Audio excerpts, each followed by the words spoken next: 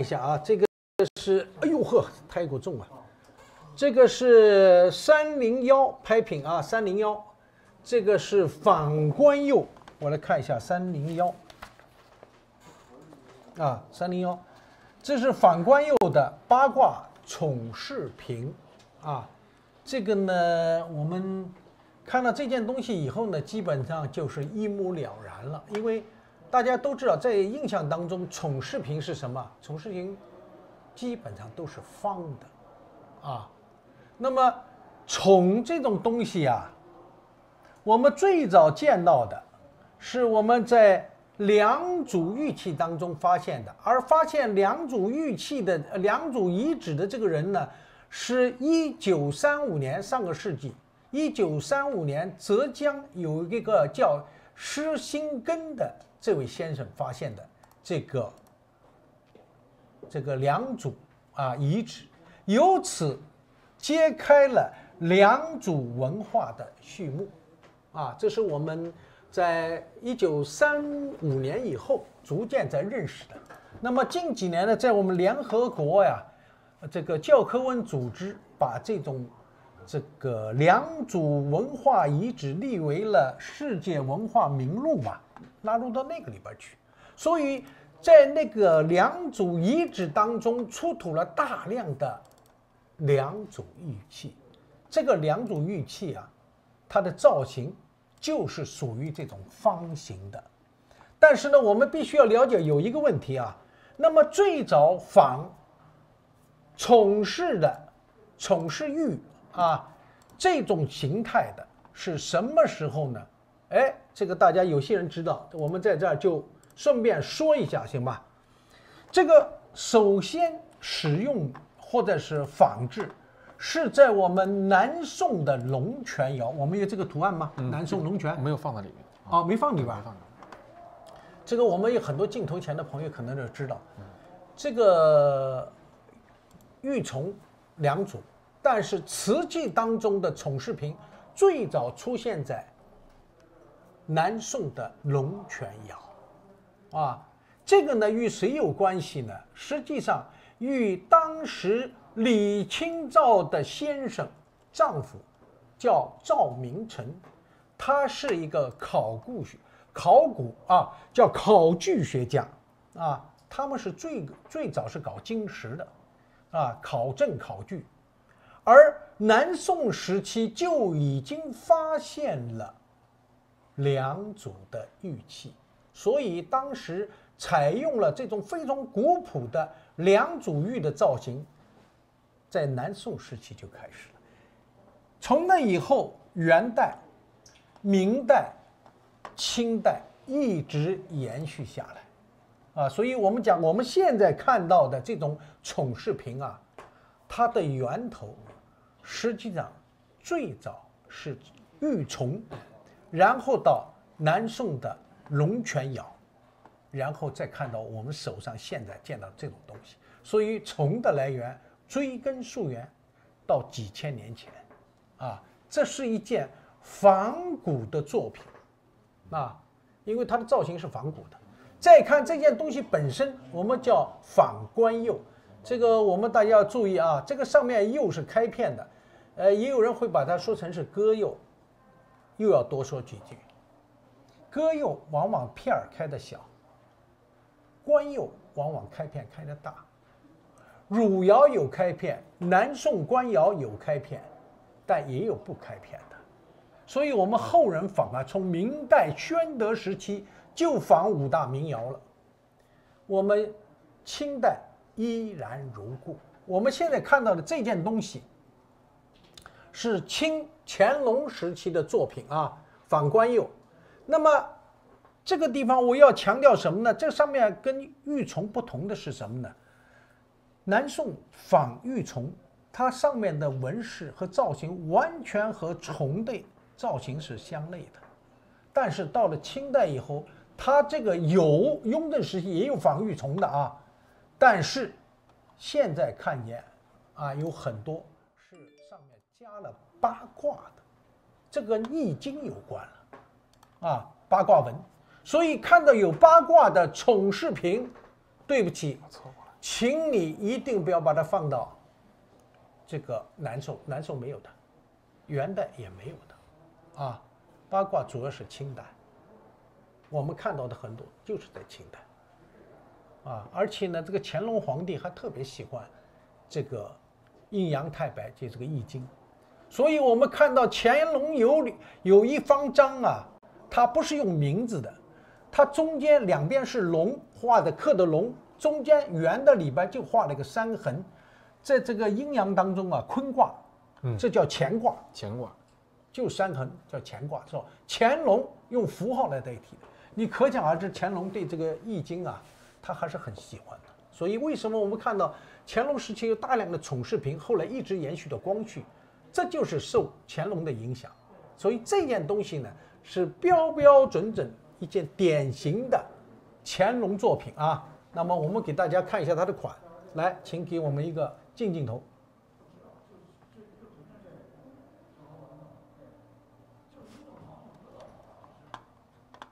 来看一下这个款啊，这个款是个非常标准的乾隆时期的作品，6字3行铁线篆款啊，这件款写的非常规矩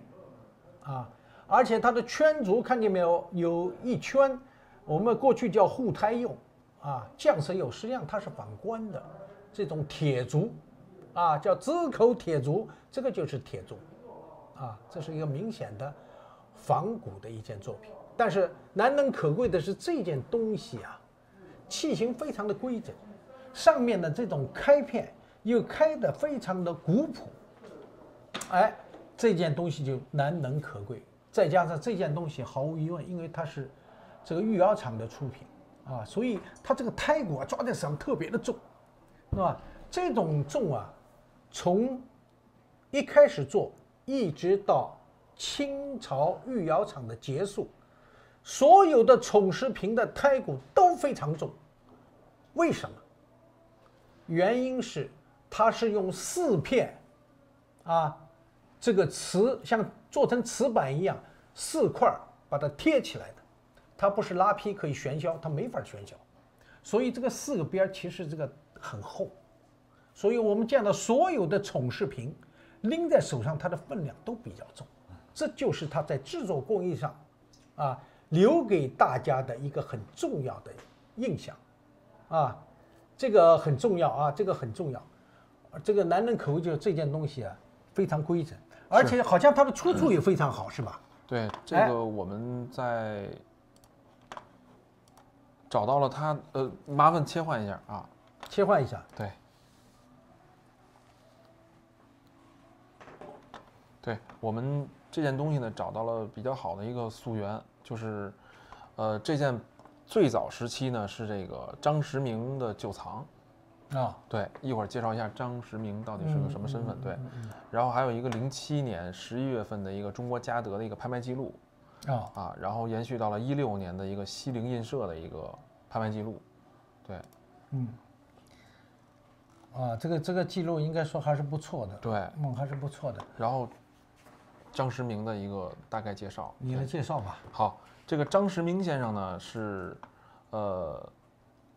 浙江湖州南浔人，就是他家里更有名气的是这个张静江，是他的堂兄，对，他是张静江的堂兄，对，他们是堂兄弟关系嘛，对，这个张静江呢是南浔4相之一，然后也是光绪年间的一个举人，然后是南浔时期呢清末民初时期的4大藏书家之一，对，然后当时张时明也是西泠印社的发起人和赞助人，对，然后与吴昌硕呢，然后王福安等文人名士都是接触很紧密的啊，然后比较精通这个古籍啊，还有金石和奇石，湖州南浔，对，湖州南浔，这个叫张时明，张时明是吧？对，而且有很多出版是写这2兄弟的。当时有一个出版叫张静江、张时明家族，有这么一个出版物。对，这个可能我们镜头前朋友可能不太了解这个张时明和张静江啊。张静江呢是当年和孙中山建立同盟会，他作为一个赞助的，或者我们现在叫赞助商了，但是当时是专门掏钱资助孙中山推翻清朝统治非常得力的一个人物。完了以后又建立了国民党，他是国民党4大元老之一，浙江湖州南浔人，因为他们张家在南浔是一个大户人家，很有钱，所以他做了很多对中国历史发展起到很大贡献的一个人，尤其是张静江。他同时也是谁呢？我镜头前的朋友肯定大家要知道，张静江又是这个谁啊？卢芹斋的老板。对，卢芹斋能够到这个法国去开这个店，开这个公司，都是张静江一手操办的，是吧？那么所以呢，这个我们也知道，这个卢芹斋他也是浙江湖州人。是个浙江人，所以张静江这个人物是非常特殊的，他的资历要比蒋介石要厉害了很多，所以蒋介石对他是毕恭毕敬，他是这个国民党的4大元老之一，非常了不起的一个人物。那么他的这个哥哥呢，张时明呢，他是个大收藏家，大收藏家，那么收这个古籍搞金石这些东西。都是当时我们浙江很多这一批文人墨客喜欢做的一些事情，这件东西呢就来自于张时明的收藏，所以这个背景还是非常厉害。对，这个藏家这个背景真是了不起。这个因为这个人家不管是他的家庭背景，包括他的应该说堂弟了对，又是国民党的4大元老之一和孙中山一起打天下同盟会的成员，非常了不起这件东西就来自于他们家的收藏，这呢就比较好了也比较能够说明问题。那么所以呢，我想这件东西我们今天为什么要把它推荐给大家呢？专门讲这个问题，就是考虑到这件东西本身它的出处比较好然后呢又是这么一种大户人家的出来的东西，这个呢是应该值得重视的。这个传承非常非常好，传承有序，这是一个非常不错的作品，而且这个制作，的确是非常工整，非常漂亮，一点都不变形款制落得也非常好，非常标准。是，毕竟是大家收藏嘛。这个大家收藏东西还是很挑剔，对，比较好的。对，还有什么？这件有一个当时我们找的一个博物馆的参阅还有谁的博物馆的参阅？哈佛大学的一个博物馆的一个参阅。美国哈佛我看看对，哈佛大学博物馆嘛。对，这个参阅你找得很远找到美国哈佛大学去了，这么一件东西，跟它是属于同类的。对，这种仿官釉的一件作品，挺好，不错。这个有人当时是说这种乾隆时期的这种从平为什么它这个釉面就是没有像雍正乾隆时期的那么晶莹，没有那么精致细致。后来呢，我们也是就是参阅了很多的资料后来发现呢，这种釉色，这种纯仿官的釉色，它是专门去磨骨去制造出的这种感觉。您比如您看这个肩上这个经线有时候叫经线，它都是和宋官的这种制作的工艺是非常相像的。对，然后釉质的流淌，包括它釉的颜色，都是非常相似的。所以之前呢，就是有些人在鉴赏这件东西的时候，觉得它很粗，就是没有那种雍正的那种特别细致的那种感觉，但实际上它是刻意去磨骨，找到的这个味道，这个感觉。对，这个呢，实际上是我们很多的藏家对这个我们古代的这个工艺也是不了解的原因。他不可以用这个说和雍正的和康熙的东西去比较，因为类似像这样的这个宠饰品尤其是仿官釉仿汝釉的那种，尤其不能这样比较。如果是用冬青釉，斗禽釉的话，它就不会出现这个现象。是，对吧？原因在哪儿呢？这个釉面的开片有几种，一个呢就是我们讲热胀冷缩的原理，一个呢就是釉里边加了氧化钾和氧化钠，那么这样的话就造成了釉和胎形成了不匹配。当这个胎还没有冷下以前，它的釉已经开始凝固了，这个时候就会出现什么呢？胖子穿瘦衣服的这种感觉，它已经开始凝固，但是身体没有做到这一点，不能同步进行，所以这样的话就形成了釉面开裂，就是产生了张应力。只有这个局部产生了应力以后呢，它必须要把它撑开，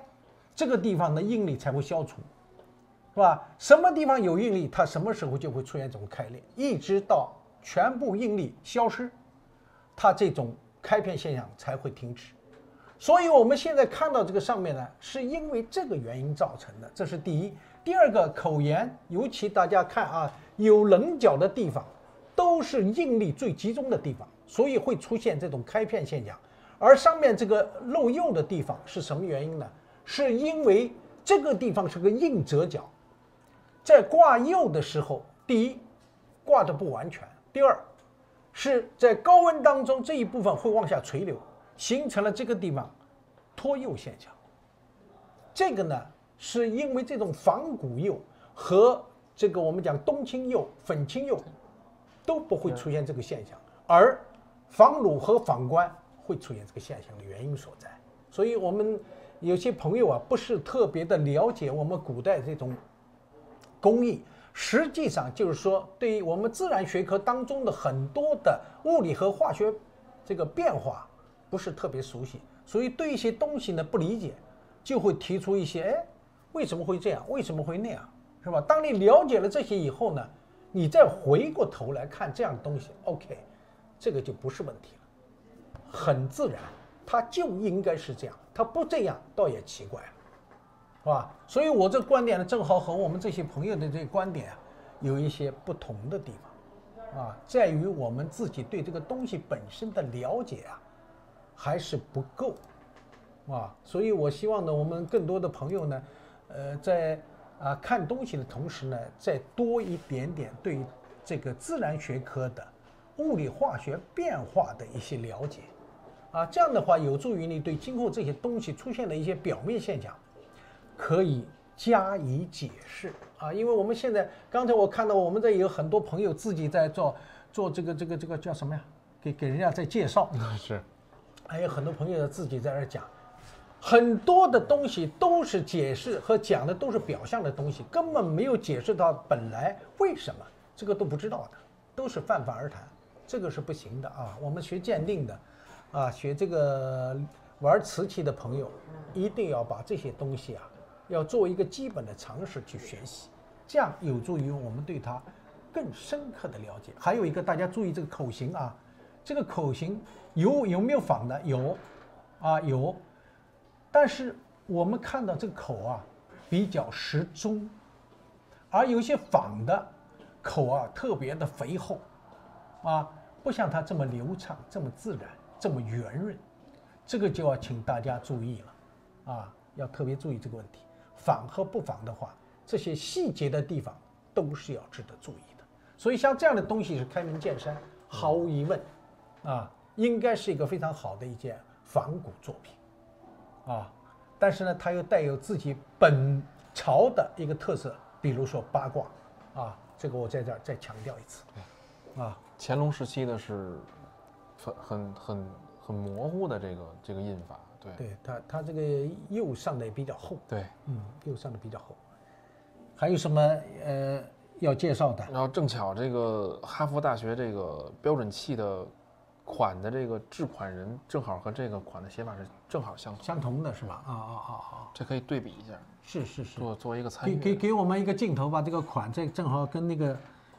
个照片上的那个正好对比一下。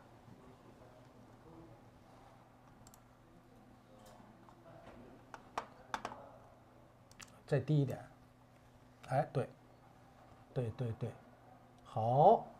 正好和我们镜头上的那个哈佛大学的那一件啊，无人松圈足，一直到里边写款的方式，进行一个完美的对比，不行，你这样有反光的，哎，不要给反光，哎，一定要很清晰。哎，哦，切不了屏哈。不，这样，你这个过来，对，哎，这不就完了吗？知道吧？不是切屏不清晰，但这个你要给人看这一件东西。好 ，OK， 这就很清楚了。对，正好是应该是同一人写法啊，正好是同一个工匠同一时期的写法。对，乾隆早期这种出头的写法，字体写的也很刚硬啊。行，好的，再换一件，来，哎，好嘞，挺沉的，沉呐。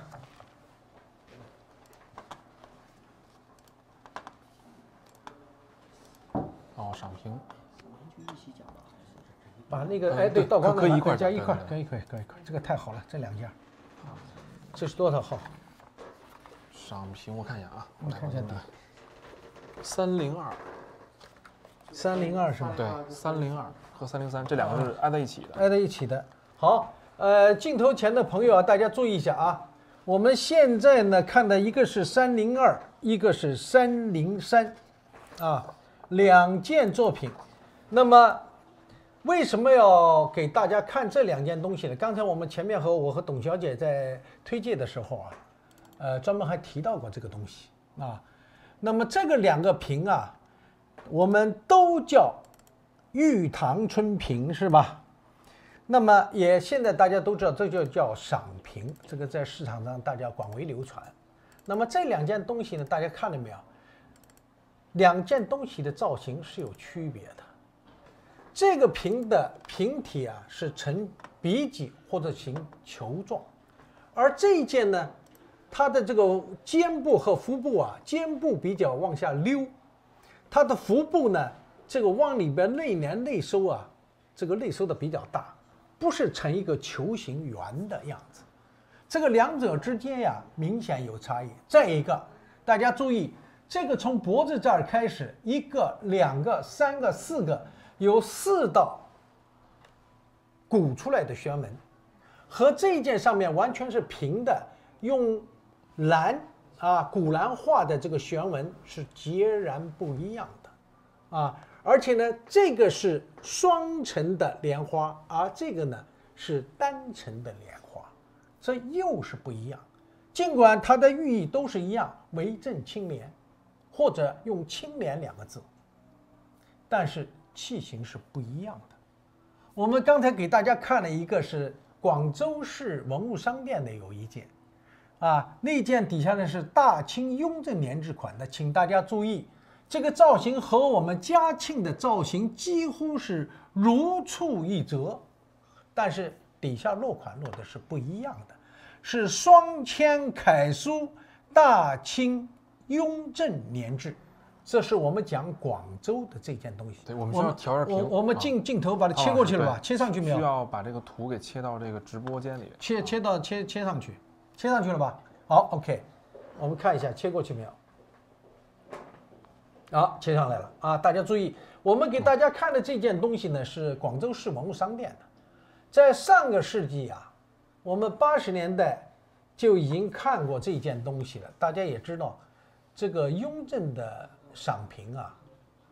数量的确很有限，尤其是传世的。我们知道，这个大的博物馆里啊，那收藏的我们不去说的，但是真正传世的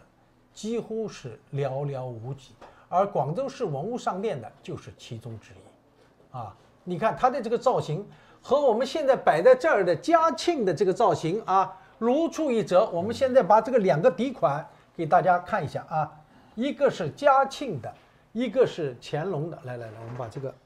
这是嘉庆款，来，那个是乾隆款，我们给大家都看一遍啊，看见没有？大清嘉庆年制，6字3行铁线篆款，大家要注意啊，它的这个线条挺拔，有棱有角，但是有一条，它线条比较的精瘦，不够浑厚啊。这个呢，我们看看这件乾隆的，给一个乾隆的这边，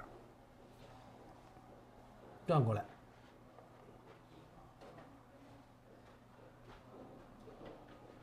看见没有？大家注意啊，这个两个款的写法是不一样的啊，是不一样的。看看刚才那件宠视频，包括这个的写法，看见没有？它的运笔啊，显然要比嘉庆的要厚实了很多啊，力道也要强调很多。那个嘉庆的显得单薄，而这个显得浑厚啊，这就是两者之间是有区别的。当然，我们也看到这个运笔啊，它也是有点哆哆嗦嗦的。你看见没有？为什么会出现这个现象？是因为这个笔啊，在这个色胎上写字啊，这个色胎是就像在粉笔上一样，它吸墨吸的比较的快，但是也要求我们的工匠在笔触啊，再到这个胎上的时候，速度一定要快啊，不然的话呢，这个就容易被这个胎给吸附掉啊，给吸附掉。所以这两者之间，你看到没有？这个两个字写的明显的嘉庆和乾隆比起来，这个字体写法都要弱一些啊。这个就是我们讲的这两件东西啊，这个之间的非常重要的区别。那么我们现在看到的这个乾隆和这个嘉庆的东西啊，尤其是嘉庆的这种单层的莲花呀，从嘉庆以后，基本上就形成了一个定式，一直延续到清末，这就御窑厂里边就形成了一个定式了，啊，我们讲像大运瓷一样的，就每次烧基本就按这个来吧，不像这个乾隆的还有双层的，啊，也有单层的，啊，还有两种同时出现，啊，这种情况呢，我们讲，嘉庆以后基本上就是一个定式，啊，就这种情况。是。那么还有一个有没有其他的一些出处？这件乾隆的双层花的赏屏呢，是当时12年，北欧的一个拍卖公司试出的，对，然后藏家一直呢放到了现在，对，12年到现在，对，但放了11年了，对，然后这件呢是我从这个北京一个老的一个藏家家里提供出来的，对，这个呢，它据说以前是从文物店体系得到的，对，但是已经那个签啊，已经遗失掉了，所以就是没有法去取证这个来源啊。哎，对，这个有品相有没有问题？没有问题吧？品相？这两只呢，这只嘉庆的这只啊，它这个底下有一点圈形的冲线，对，也是被修补，然后这只。乾隆的呢是口沿有一个很小很小的一个小崩，然后旁边有一个小线，对，毛病不大，对，但是质量还是很好的啊，发色质量包括整个形态，这个状态都很好，这个呢，我们讲，它总体的这种绘画技艺啊，基本上就是我们之前和董小姐讲的那个意思是一样的，因为它着力于仿古，所以它的青花这个着色呀。比较浓艳，另外呢，人为的加重色彩，为了仿数码离情。那么现在我们看到的乾隆也好，嘉庆也好，基本上都是属于这种情况。那么提醒大家注意在哪儿呢？注意在这个口沿部分，看见没有？口沿这部分的海浪和它这儿的海浪，这个上面的海浪也是双层的啊，大家注意，这个上面的海浪是双层的，而嘉庆的海浪是单层的。所以它比较窄，它上面的这个色带比较宽啊，辅助纹饰。还有一个注意底下这个蕉叶纹，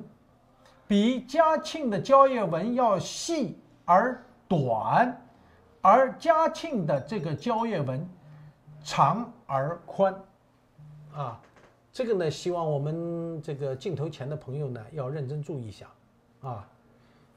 后面的赏评啊，大家要看后面的赏评。等于3件乾隆赏评，不是3件赏评同框啊。我们也是挺难得的，这个的确比较难得，而且呢，我是这件吗？他说的是后面的那个。不，这件把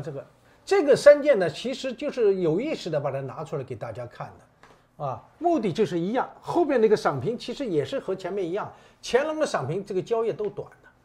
这个嘉庆就开始变长了，所以这个呢也是我们讲这个大家在鉴定的时候你就看这个蕉叶都有可能把这个年代分出个一二来，这个两者之间明显就不一样，是吧？我就把这个提出来，就是提醒我们镜头前的朋友，尤其要注意这些细节，有利于我们在今后的这个生活和工作当中接触到这些东西的时候，能够很容易的把它界定出来。这就是我们讲，